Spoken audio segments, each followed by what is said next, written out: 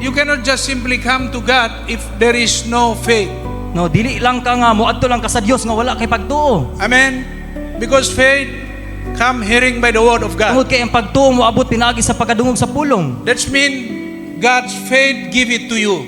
Ang pasabot niya na ang Dios naghatag kanimo og pagtuo. Like He take the skin of the sheep, He clothed it to Adam and Eve. Sama nga siya nagkuha sa panit sa karnero ug gisininaan niya si Adam ug Eva. So His faith, He's give it to us. So ang iyang pagtuo iyang gihatag kanato. Not our faith. Dili atong pagtuo. That's His faith. Ang Amen. iyang pagtuo. Because faith hearing by the word of God. Tungod kay ang pagtuo ang pagkadungog sa pulong sa Dios. That's why we know the faith is He's the master of the circumstance.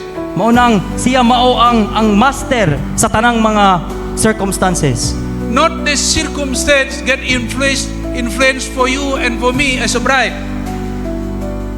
Not the circumstance get influence for you and for me as a bride. Dili ang mga butang nga nagapanghitabo sa atong kinabuhi mao'y naga-impluwensya kanato isip pangasahon ni Kristo. Because faith is the master for the circumstance. Tungod kay ang pagtuo naga-master sa mga bisag unsa nga panghitabo. Amen. Hallelujah. So we cannot so easy influence from the world thing. So mo nang dili ka dali maimpluwensyahan sa mga butang sa kalibutan. Hallelujah. Because faith not come from peso. Tungod kay ang pagtuo wala nagagikan sa kwarta, sa piso. Even faith not come from the church. Bisan nga ang pagtuo dili kinigikan sa iglesia. Hallelujah. Even not come from the pastor. Bisan gikan sa pastor.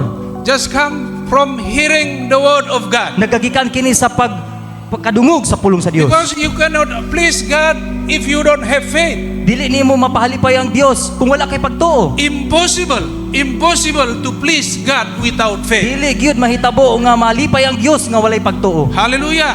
Even how good you are, Bisan pag unsa nimo kamaayo, maybe you can offer your money, bisan pag ihatag nimo imong you kwarta build the church, para sa church, but if there is no faith there, apan kung wala kini pagtuo in the sight of God, sa mata sa Dios, is nothing.